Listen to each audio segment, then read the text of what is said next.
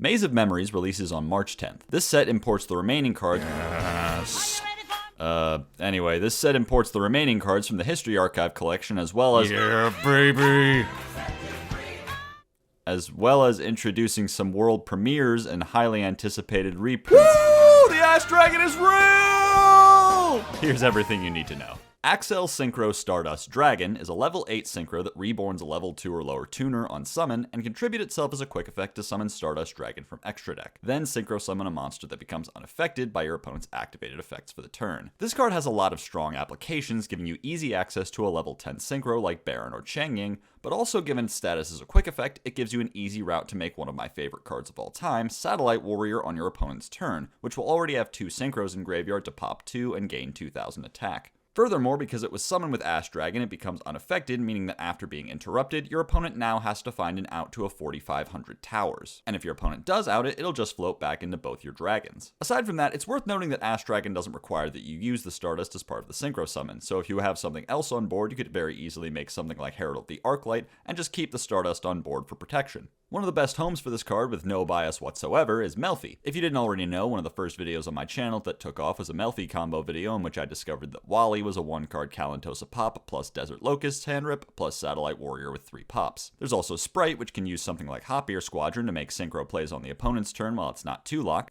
One fun thing you can do is summon Excel during your opponent's turn and use its effect to reborn Diviner, which can mill and a Tisk for a pop, but will still be level 2 until resolution, so by chaining Excel you can still make Baron. It's a shame it took so long for this card to come stateside, since most other decks that could have used it would have liked to use Hulk to combo into it, but there's still plenty of good homes for this beautiful creature. On your mark, Get Set Duel is a continuous spell that searches a Synchron if you activate it on an empty field, gets a signal counter during your standby phase, and can remove 2 signal counters from your field to draw 2 and discard 1. More consistency for the fan-favorite Synchron deck is always nice. Between this card and Ash Dragon, Speed or Turbo decks have a lot more options with which to build their epic YouTube board. No one tell them what card everyone is playing to negate Book of Eclipse right now. The third effect isn't very strong right now, as signal counters are slow to accumulate, but with some upcoming support, this might actually be a useful draw tool. They turned Gate Guardian into XYZ. Unclear as to why at this time, but we've got our top men on the case. Labyrinth, no not that one, Heavy Tank can be normal summon without tributing, mostly defeating the point of it being a level 7 at all, and can place a Gate Guardian piece from hand, deck, or banished in your spell trap zones, then pop an opponent's monster if you control a Labyrinth Wall card. Shadow Ghoul of the Labyrinth can discard itself to search a Labyrinth Wall card, and can pop an opponent's monster during the damage step. Labyrinth Wall Shadow gives low-level monsters fucking summoning sickness, hell yeah brother, and can place a Gate Guardian piece in the spell trap zones. Double Attack Thunder and Wind pops a card on the field if you control a Gate Guardian monster, and I'm just going to shortcut here, all the rest of the back row has this effect, can banish itself from grave to add a Gate Guardian piece from deck or banished. Riryoku Guardian sucks half your opponent's life points onto your Gate Guardian, god what a weirdo. And Prey of the Jirai Gumo is a trap monster that summons to the monster zone directly above it, then pops a monster in that column. All the little Gate Guardians can be summoned by banishing their pieces from field, and when your opponent removes them, they float back into one of the pieces. Thunder and Wind can search a spell trap that mentions the pieces once per turn, Wind and Water is a spell trap negate twice per turn, and Water and Thunder brings an opponent's monster down to 0 attack twice per turn. Gate Guardian combined can banish the pieces from hand, field, or graveyard, and thrice per turn can negate an effect that targets. I really thought we were done making this type of effect. It really does not fucking do anything. Have you read Mirror J, Doug? I mean, even with the more generous summoning condition, what's the harm in giving Gate Guardian a thrice per turn Omni? Why you gotta be a dick about it, huh? Oh, Tesla will be so broken. And? Let Gate Guardian be broken. It would amuse me. Well, anyway, let's get cooking. Thunder and Wind can search a quick play pop, and Wind and Water is a double spell trap negate, so I guess we're building around those. Easiest ways to get your pieces on board are Tank and Shadow. Tank is hard once per turn, but Shadow isn't, so you can load up on as many field spell searches as possible to get up to 4 pieces into rotation in a turn. Just enough to make both of the decent fusions. Not to say that's consistent, like, at all, but you gotta do what you gotta do. Fusion Deployment can summon any of them, that's a good staple. If you draw pieces, Kashtira Birth can let you normal summon them. Quite a nombo with Heavy Tank that can just do that anyway. Branded Fusion could mill any of the pieces for Albion or Titaniclad, but the graveyard is actually the worst place for them to go, since nothing puts them from the graveyard onto the field. So the best you could do from there is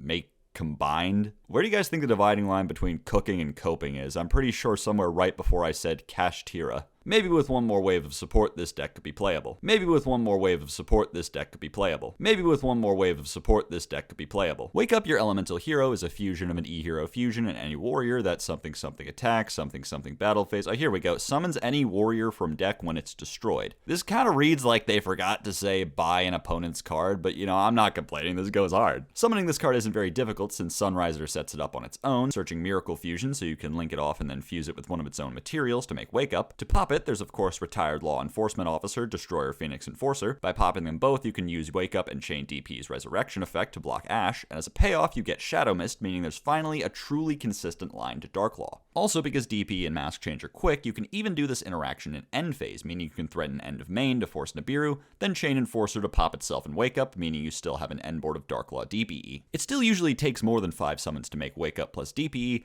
but then your opponent has to know that holding Nib for end of main is no longer correct against Hero, and if people just knew things like that so easily, I wouldn't have really needed to make this show, now would I? This creepy little punk, really? You can name a card that?